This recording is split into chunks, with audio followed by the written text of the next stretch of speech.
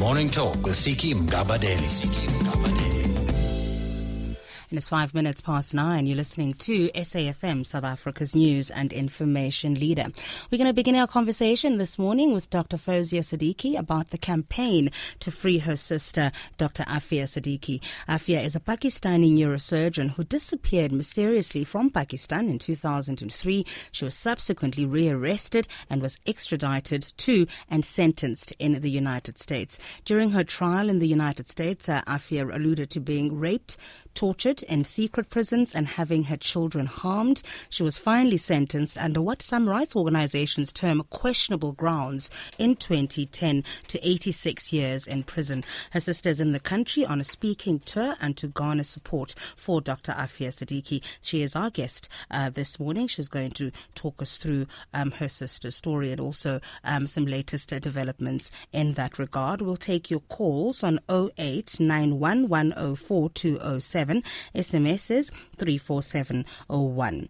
It's 9 minutes past 9. This is SAFM 104 to 107 in conversation with Dr. Fowzia Siddiqui, talking about the Free Aafia campaign. It's seeking to mobilize the community and create awareness around the case of Pakistani neurosurgeon Dr. Aafia Siddiqui, who disappeared mysteriously from Pakistan in 2003, was subsequently rearrested in Afghanistan and extradited and sentenced in the United States to 86 years in prison. So her sister in the country, Dr. Fowzia Siddiqui, will take your calls as well on 0891 104 207. SMSs 34701. Dr. Siddiqui, thank you very much for your time this morning. Thank you very much, Siki. It's a pleasure to have met you, and it's nice to put a face to the voice that you hear, and it's a pleasure to be here in South Africa. Why are you in South Africa?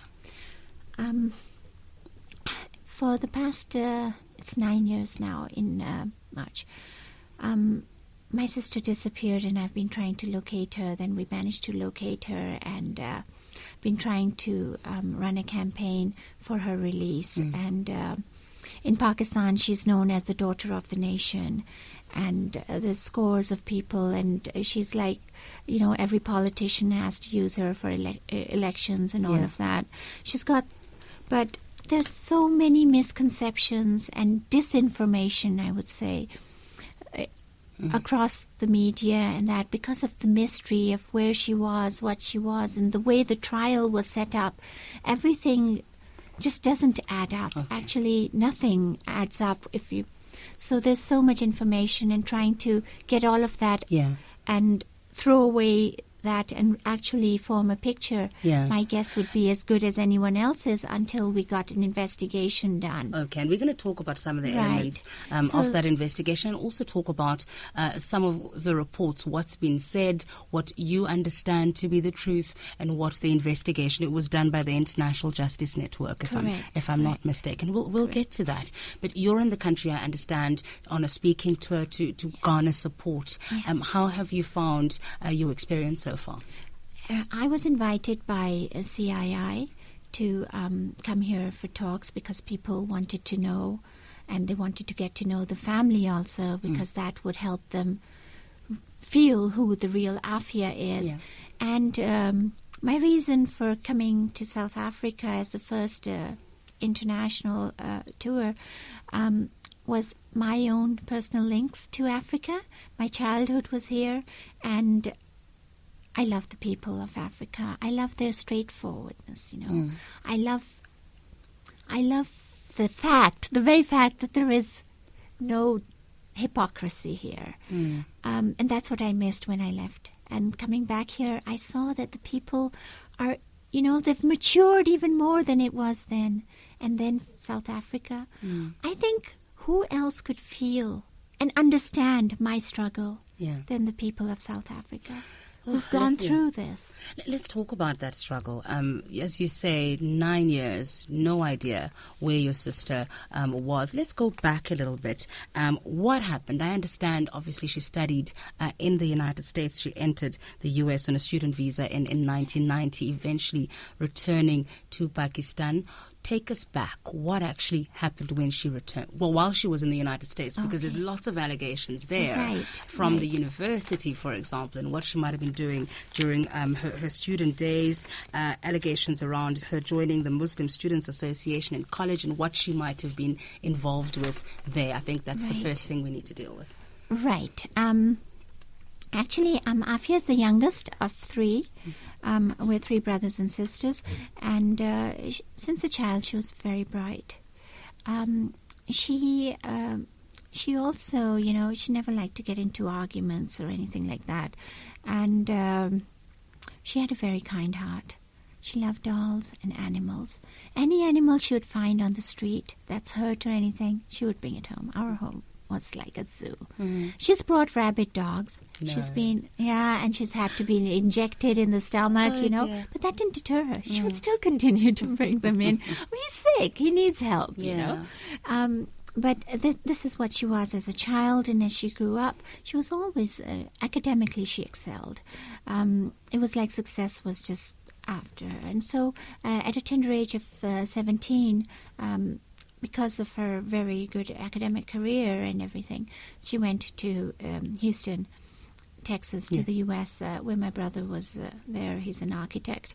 And so she stayed at the University of Houston for about a year and a half. And after that, she was in the National Dean's List. She excelled over there as well. And her interests have been religion, social work. I mean, initially it was animals, then it became old people, and then it became children. Her dolls converted into children. And, she would volunteer for preschool teachings. She would volunteer with children, autistic children, old women homes. She would be active in distributing the Quran in her religious Muslim community as well. She loved education, and what she used to say, and the dream she took to the U.S. and the dream she wanted to achieve there was that she wanted to improve the educational system. She wanted to make learning fun. She wanted kids to enjoy it. She always said that the problem with this world today is we're not properly educated. All right. If we knew that, we would all be living in love and harmony. She always used to say that we all believe in a God. Even if we say we don't believe in it, we believe in that supreme power.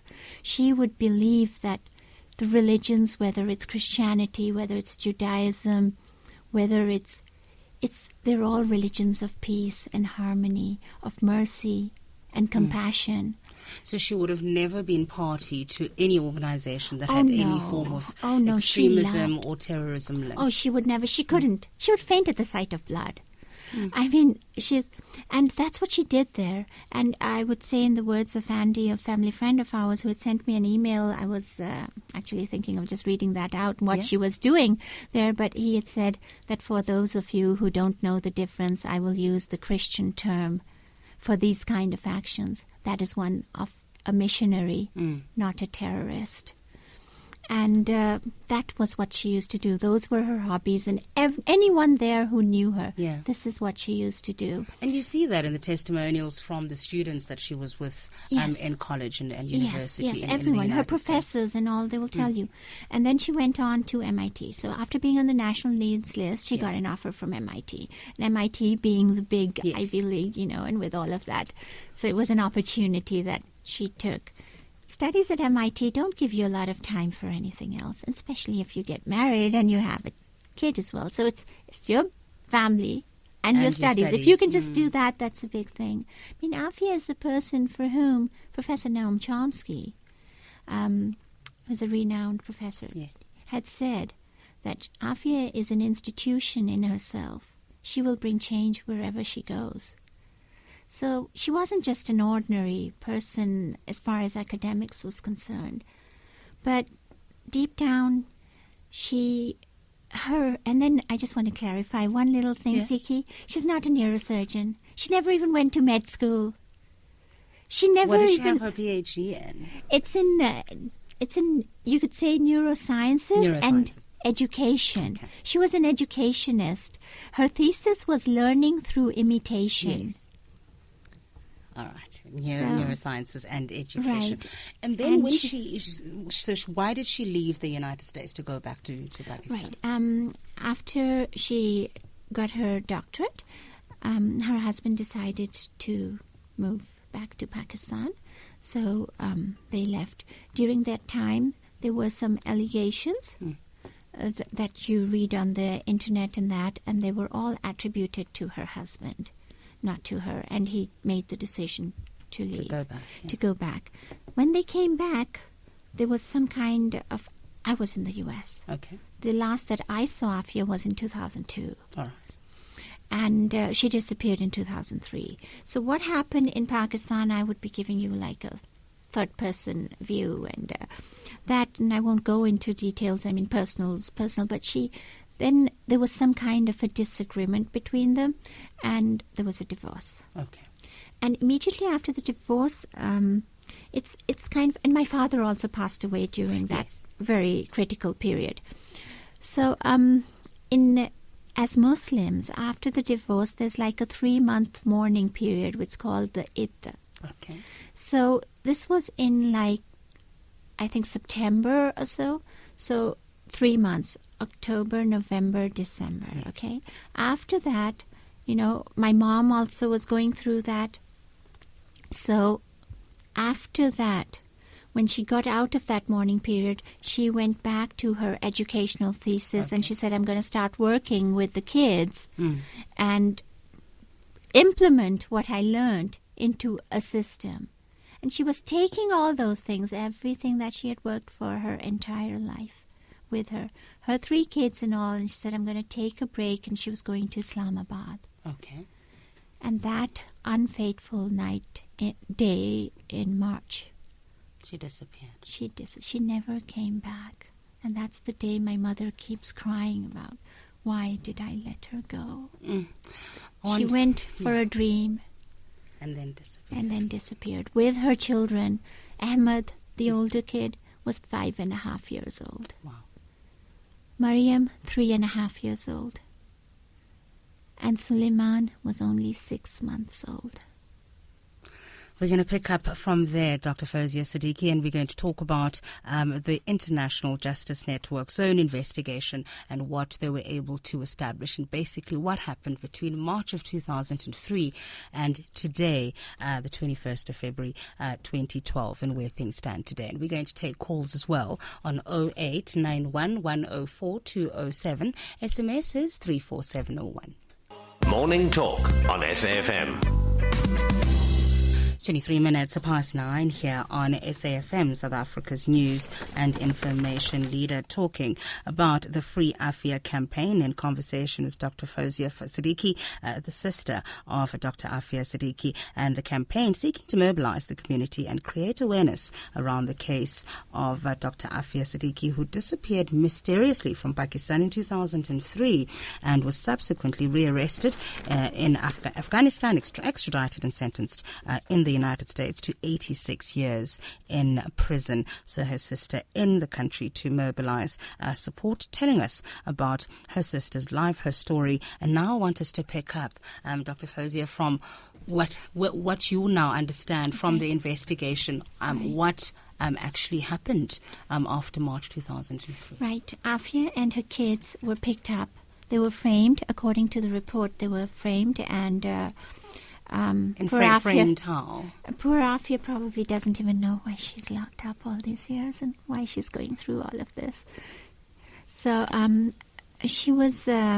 apparently there are evidence of involvement of her husband. Ex-husband, I would say. Sorry. And then there was a time, in our country when we were ruled by a dictator that started selling his own mothers, fathers of the nation, daughters, and even little babies. And he even bragged about it in his book. It has how many dollars he received in return for that. Anyone he would get holds on, that anyone would put anything on, and to a foreign master. And she was a part of that rendition operation. Okay. And from there, I mean, there is a whole dialogue in the International Justice Network of the person who actually picked her up. And he says that he arrested her way back in 2003, and then, you know, which agencies took her and how she got to Afghanistan. So, and the temporary release, and then, you know, and he was specifically asked about the children, said, why didn't you send the children home? Yes. He said, no, why should have we? You know, the children were U.S. citizens, so she was arrested in Pakistan. Right, and she was taken renditioned to Afghanistan. Mm-hmm. And then from Afghanistan, when you know, finally we all stood up. I mean, we were threatened, we were afraid, we were told not to. If we do, there'll be dead bodies. And I'm ashamed that, you know, thousands of people were being picked up in Pakistan, and I didn't speak out for them. My own sister was picked up, and I was still silent. I was scared.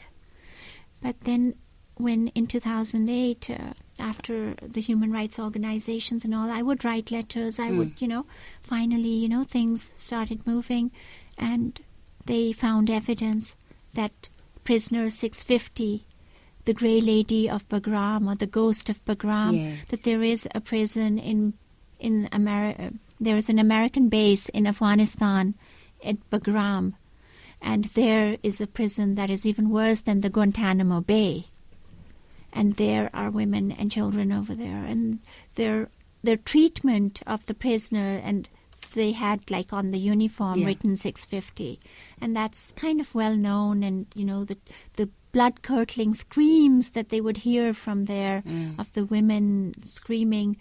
And, you know, it put all the prisoners went on strike. And they would see this women, and, you know, they would share the same bathroom. There were no separate bathroom for the women or anything.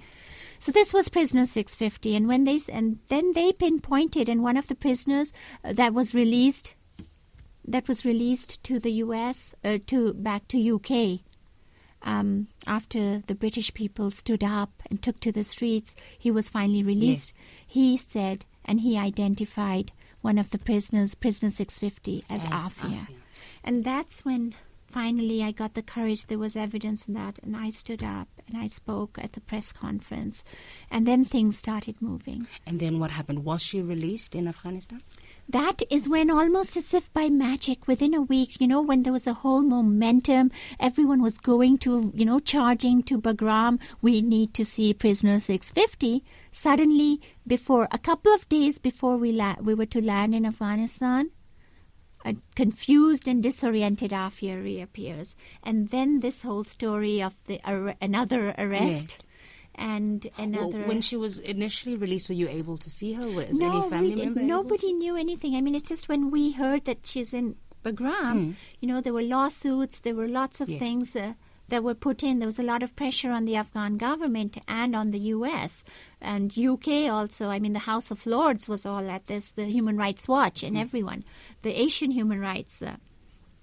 So before we could do and launch that investigation, even enter into Afghanistan, Aafia, they suddenly announced that they found Aafia wandering in the streets of Ghazni. It was almost as if by magic.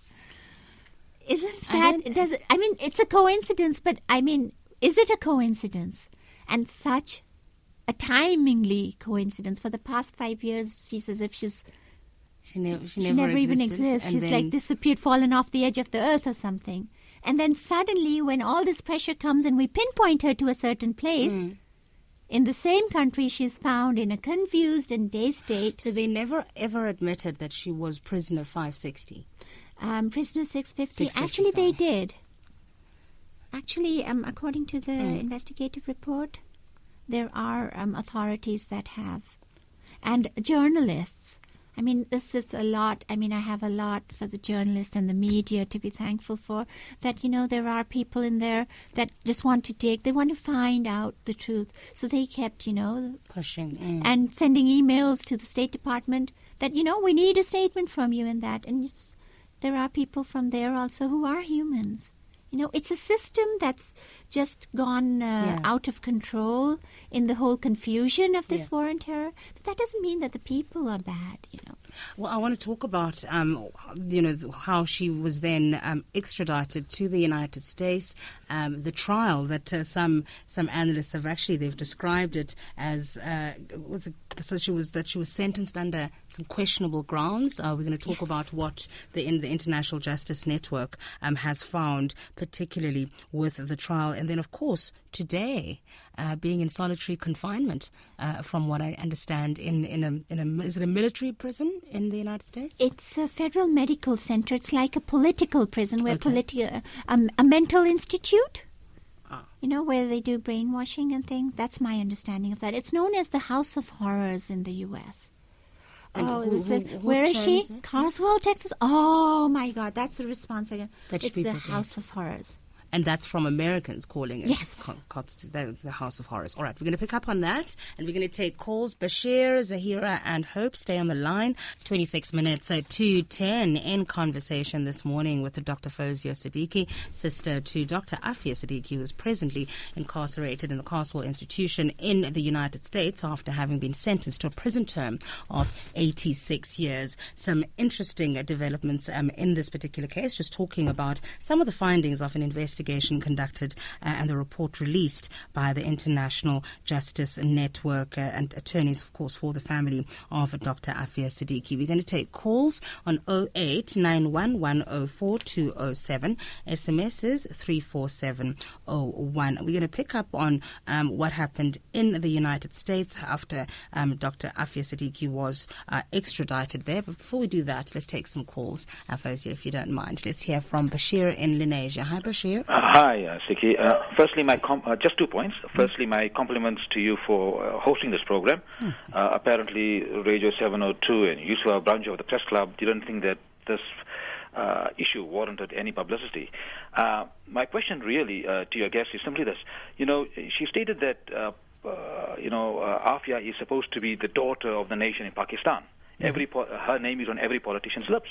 Yet, ironically, why is there no movement on governmental level? I mean, surely Aafia is a Pakistani citizen, and as such, the Pakistani government has the right to demand her whereabouts. They have the right to demand a fair trial. They have the right to, have her brought home. But this is not happening. Also, I find it ironic that, how was she spirited out of the country? Wasn't it with the help of the Pakistani authorities, the Secret Service?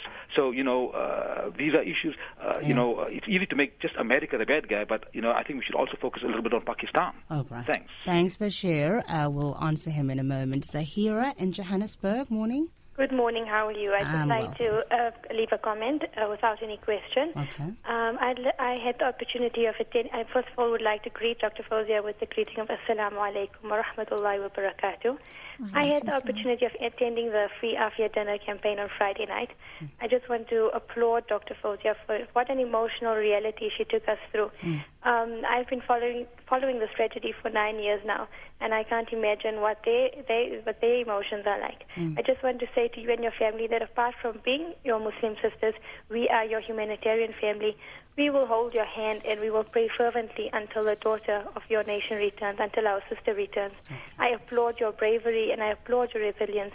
I wish you well, and I want you to know that you can count on us South Africans to be with you, if not in person, then by heart and by our prayer.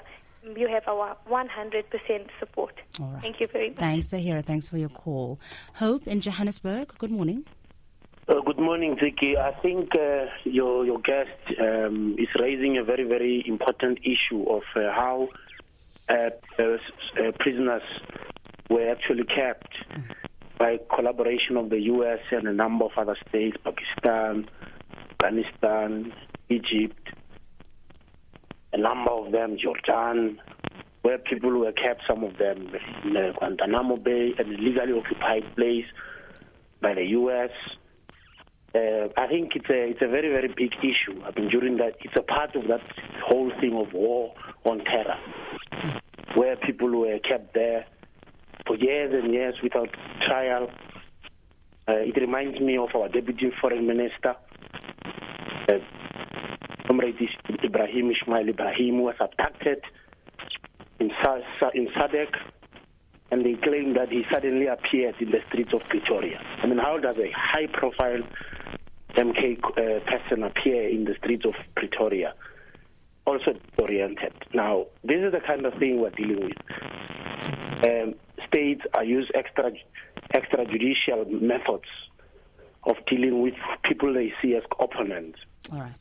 Now, I think it's an issue we must talk about because some people think that the U.S. is the bastion of democracy, but they don't talk about this thing, the Cuban Five, this case, terrorism by states. All right. Thanks, Hope. We're going to have to leave it there. I'll take more calls in a moment. Let me read some SMSs sent through to 34701. Someone says, Debucho says, what were the allegations that made them leave the United States? And Justice Seeker in Durban says, we feel your pain, sister. South Africa, support the Aafia plight. Shame on you, America, afraid of a 30-kilogram innocent woman. Prayers from Justice Seeker in Durban. Temba in Joburg says, state-sponsored Christian and Jewish terrorism perpetrated by America and Israel are the biggest threat to world peace. Len says, why has the USA not allowed proper trials for thousands who've been jailed for years? If they are terrorists and the USA has tortured the proof, then expose it in court. And Gopal says, greetings, Fowzia. South Africans will support you fully in this. Free Aafia Siddiqui. She never killed anyone. She never hurt anyone. And now 86 years in jail. And NK says, salams, lots of duas. Doers are prayers. As prayers, okay, sorry, for Sister Aafia and her release. All right, let's pick up just on some of the issues raised by our callers before we take any more calls. And Bashir is saying, you said that in Pakistan, this is how she's viewed. Yes. She's even used, and can I use the term political football almost, by politicians. And yet, we haven't heard them rallying for her release. What are the politicians in Pakistan saying? Well, they say we fully sympathize with this. She's our daughter. She's the daughter of the nation. We will bring her back. Just sit back. Just relax. 9 years, 3 months, 4 months, she'll be back. Have they shown any sign of lobbying? Well, let me say this. We did get 2 children back. Yeah. 2 children back, and it was these people that did bring it back. It's just a uniform.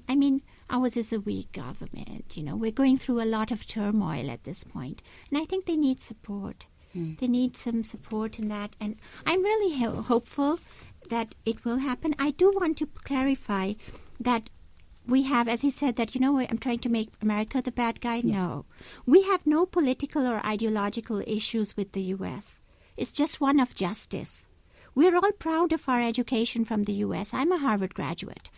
So, and we have no ill will towards the U.S. We wish friendship, but with mutual respect and with fair treatment, which Muslims and many minorities like the African Americans in the U.S. don't get. That is our only difference. It's one of justice. Aafia is sentenced to 86 years for a crime she did not commit. There was no evidence. All the scientific evidence refuted all the U.S. claims. But they just said, it must have happened somehow. Let's talk a bit about that, because there was an SMS asking what was she. Let's just deal with this very quickly. There was the SMS saying what was she charged with, and maybe let's talk a bit about that, because the case obviously then took place in the United States after she was extradited. It was around a shooting, if I understand. It was a shooting incident, exactly. And it's interesting that, and I will read this from a witness. Okay. And the witness's name is, and he said that please feel free to use my name, Andrew Purcell from Houston, Texas. And he writes that I'm neither judge nor jury. I am a witness. Okay. And he says that the story the U.S. told in court involved a group of, he attended each and every one of the things. I was not there, so that's why I'm reading out what a witness said. A witness who's not a Muslim. That's why I picked this. The story that the U.S. told in court involved a group of military and FBI ransacking an Afghani police station. trying to interrogate Aafia. Then there was a room with 24 people plus furniture that was roughly 20 by 30 feet in diameter. A soldier rested his rifle and sat behind a curtain. Aafia walked out, picked up the rifle, and began shooting. In this crowded room, nobody was hurt, nobody was injured, and Aafia was shot by another soldier. No one else was injured, but Aafia sustained life-threatening injuries.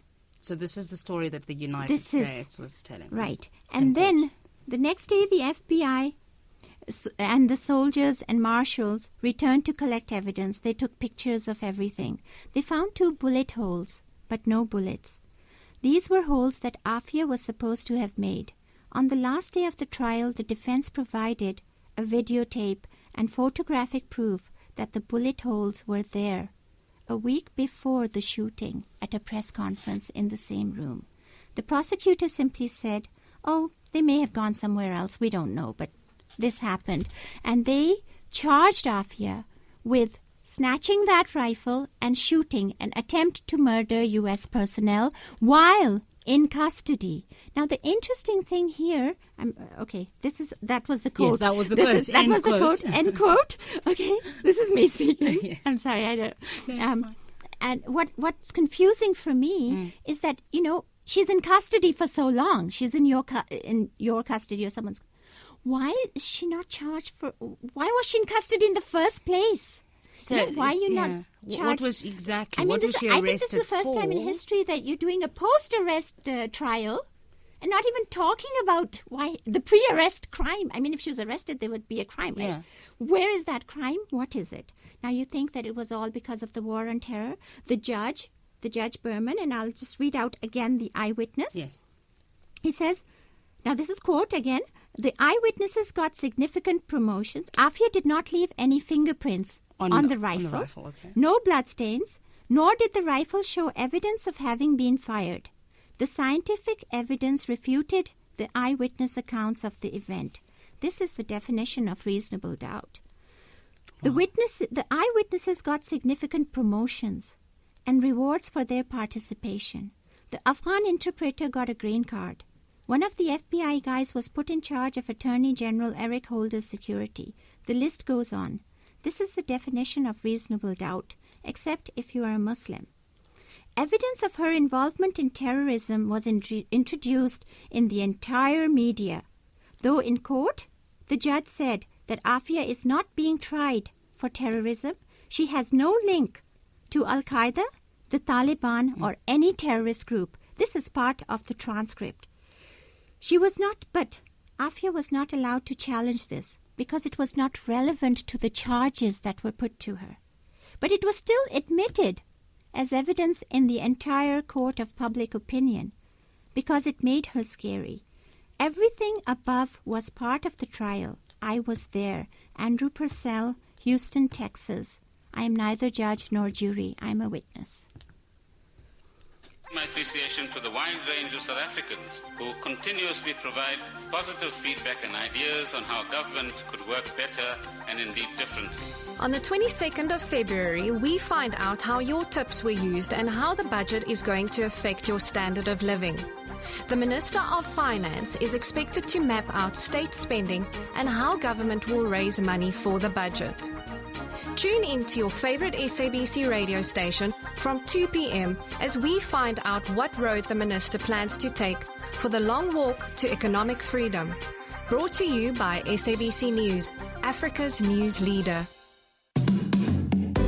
Morning Talk with Siki Mgabadeli.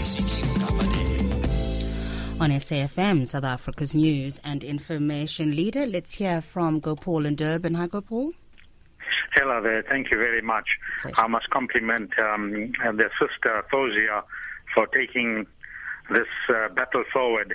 It's not only Aafia's battle, it's a battle of the world against the might of the United States. The United States has violated human rights throughout the world.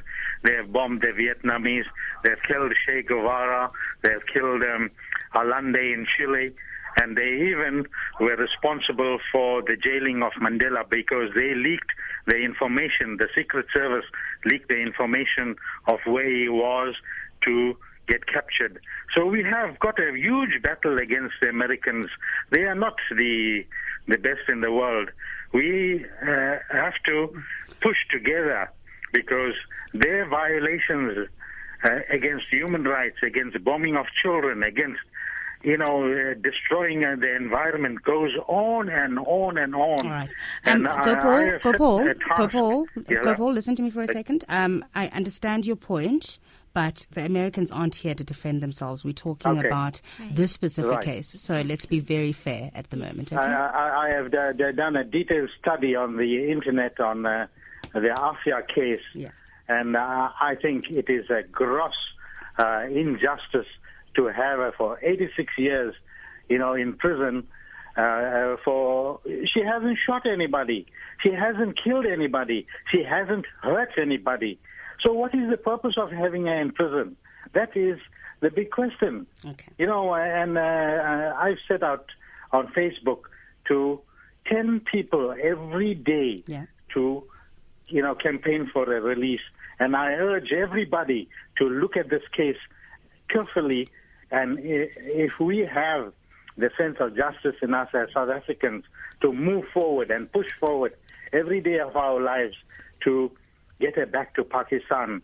She reminds me of Fatima Mir. Aafia reminds me of Fatima Mir. Yeah. And I was closely involved with our late Fatima Mir, and I will do everything possible every day to remind the world of Aafia's case. Thank you very much. Thanks, Gopal. Eunice in Johannesburg, morning. Hi, morning, Siddiqui. Hi. Good show. Thank you. Siddiqui, 2 points. I think credit must be given to the likes of Yvonne Ridley, who worked tirelessly to trace and track down Aafia in Afghanistan at the time. My question is, if this supposed crime, occurred in Afghanistan, why was Aafia made to stand trial in America and sentenced in America? To me, it's a miscarriage of justice here. And during the trial, from what I've read, is that the judge wouldn't even consider Aafia's incarceration by the American authorities in Bagram. So, that whole chapter of her life, they weren't bothered about. So the point is, couldn't this be taken to a higher level at The Hague or something that you cannot be charged for something that's done in one place of the world and then be charged in America and made to stand trial there in a military court and be sentenced? And just one other aspect I want Fowzia to answer. Has she been sentenced to 86 years or 200 years, from my understanding, and if she's only eligible for parole when she's 120 years? Yes. I just need some clarity on those 2 points. Okay. Thanks, Eunice. We'll get there. Naeem and Alberton, morning. Hello, good morning. Greetings to you and your guest. And my sympathies and prayers with Aafia and many thousands of others that suffer from injustice. Eunice has raised 2 of the points that I want to raise. Firstly, the extradition from Afghanistan to the U.S. for the trial. The crime committed in Afghanistan, how can the trial be in the U.S.? And the other point he raised on specific mention of Yvonne Ridley. I think, unfortunately, it's a sad day for the mainstream media, that all the big guns in the media were very silent about it, but it took courageous individuals like Yvonne Ridley to actually pursue this matter and highlight this matter. The point I want to make is, it's very ironical that the same crimes that the U.S. has blamed communist countries for, show trials, gulags, no due process, assassinations, coups, revolutions, subversion of the press, information control, persecuting whistleblowers, disappearances. All these same crimes are now being committed by the same countries, by the U.S. and Britain. And it's really, my final point, I think what we see here is a total perversion of the whole judicial system. And Aafia's case is not one isolated case. The hundreds of Guantanamo prisoners also, no trial, no charge. Majority of them now released. There are hundreds of people still in the U.S. detained without charge, without trial, and Bradley Manning, Julius Assange. It's a growing list of civil liberties being corrupted and taken away, and the whole media, the whole world is essentially silent, except for a few courageous individuals. Thank you. Thanks, Naeem. That's Naeem in Alberton. Lots of people thanking Yvonne Ridley and recognizing that the role that Yvonne played. The 2008 that brought me out also, that gave me the courage, was Yvonne Ridley. She's the one who went to Bagram. She's the one who went there. She's the one who had the courage to come out and wake everyone up. Look, there are women there screaming. And one of them is Aafia. Yeah. You've written an open letter to UN Secretary General Ban Ki-moon. Yes. It was earlier this month, if I'm not mistaken. Yes. Have you received any response whatsoever? Not yet. Okay. Not yet. An acknowledgement of receipt of open letter? Actually, no. Nothing. I mean, I sent it by email, by courier, and I also delivered it to the UN Commission in Pakistan. All right. Hand deliver, so I'm sure it has gone there. I don't know if he's busy, so he may be out on a tour or something. So, so you will of course wait and see. Interesting I'm question. going to resend it again, you know. Eunice and Naeem raising interesting questions about, the incident that she was tried for and sentenced for taking place in Afghanistan, but she's extradited to the United States. Correct. Was the defense able to establish why that was? Anyone at all? This is the interesting thing now that you mentioned the defense. Poor Aafia was not allowed defense attorneys of her choice. So who defended her?